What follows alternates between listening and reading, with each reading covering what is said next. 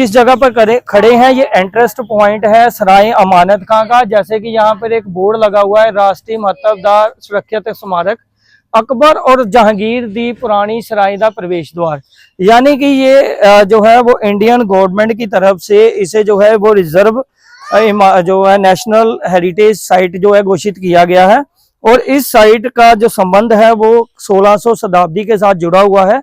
जैसे कि हमें गांव के एक दो बुजुर्ग मिले, उन्होंने बताया है कि ये किसी मुगल बादशाह ने नहीं बल्कि मुगल के जो वजीर हैं उन्होंने बनाया है। तो मैं आपको बता देना चाहता हूँ, राजन जी आप आइए साथ साथ में, कि ये जो जगह है ये राजा अकबर के और जहांगीर के समय में बहुत ही महान शिल्पकार और लेखक अमानत खान ने ये जगह को बनाया था। और इसका संबंध जो है वो लाहौर और दिल्ली जो है मार्ग के साथ जोड़ा जाता है। कहते हैं कि जब भी ये प्रवेश द्वार, जैसे ही कोई भी बाहर से मुगल हो गए, अफगानी हो गए, जो भी आए हैं वो सारे के सारे जो है इन्हीं रास्तों से भारत में प्रवेश करते थे। तो पंजाबियों ने यहाँ पर हर दंश को जेला है। तो पंजाबियों में एक कहावत प्रसिद्ध होती है, आंदियां नू देग ते चढ़दियां नू तेग, यानी कि जो भी यहाँ पर भारत में आएगा तो सबसे पहले उसका टाकरा होगा यहाँ के पंजाबियों के साथ।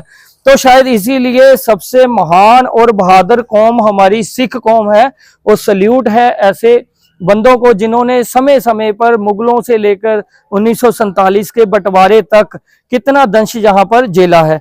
तो उस समय के जो मुगल बादशाह थे उनके शिल्पकार, जिसने ताजमहल के भी जो है रचना यानी जो डिजाइन तैयार किया था, आज की डेट में उसे हम आर्किटेक्ट कहते हैं, तो उसने ही ये सराय बनाई थी। सराय का मतलब होता है धर्मशाला, जिसमें हम लोग रेस्ट करते हैं, क्योंकि तब घोड़ों के द्वारा यहाँ पर जो है डिस्टेंस ट्रेवल किया जाता था, तो यहाँ पर घोड़ों को विश्राम दिया जाता था। ऐसे करके यहाँ पर कमरे होते थे जहां पर जो लोग हैं उस समय के यहाँ पर रहते थे। ऐसे कमरों में यहाँ भी देखिए आप, ये जेल नहीं है, ये गेट है, इस गेट के अंदर वो अपना विश्राम करते थे। यहाँ पर कहते हैं कि कपड़े का व्यापार या दूसरी खाने पानी वाली चीजों का व्यापार जो है वो होता था। ये एक दो मंजिली ऊपर भी हो सकता है, ऊपर भी जाकर देखते हैं। तो इन जगह पर आकर वो यहाँ पर ठहरते थे, इसीलिए इस जगह का नाम जो है वो सराय पड़ा।